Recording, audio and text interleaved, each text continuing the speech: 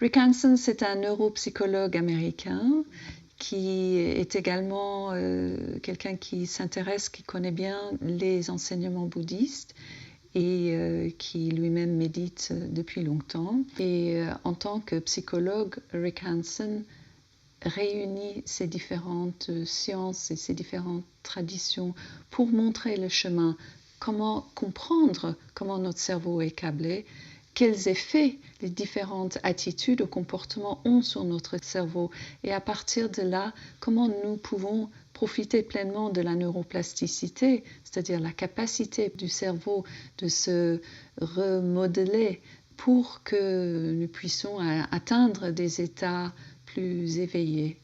Il utilise ça en association avec ses connaissances et son expérience en thérapie en tant que thérapeute.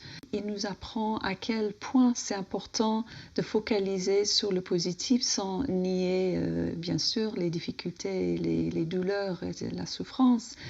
En ce faisant, nous recablons en quelque sorte notre cerveau pour que par défaut on va fonctionner plus dans un mode de bien-être. Rick Hanson a développé des outils et des conseils et des méditations spécifiques pour que notre cerveau soit dans l'état optimal pour être heureux. Il a développé des outils qui sont vraiment pratiques et faciles à mettre en place, à utiliser dans la vie de tous les jours.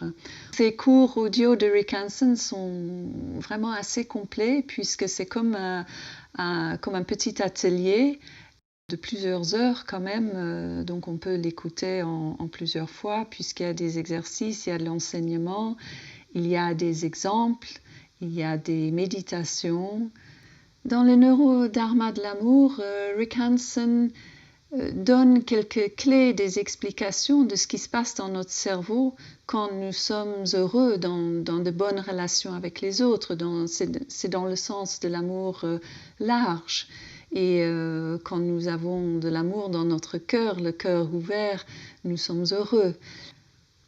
Rick Hanson explique quelles sont les attitudes, quels sont les comportements qui font qu'on a un cerveau éveillé, un cerveau qui va avoir une conscience la plus large, la plus grande possible pour que nous vivons de la manière la plus juste et la plus heureuse. Donc le cerveau éveillé, c'est à peu près 8 heures, un peu plus de 8 heures d'audio qu'on peut écouter par tranche, revenir sur des exercices, revenir sur des méditations. C'est accessible à tout le monde.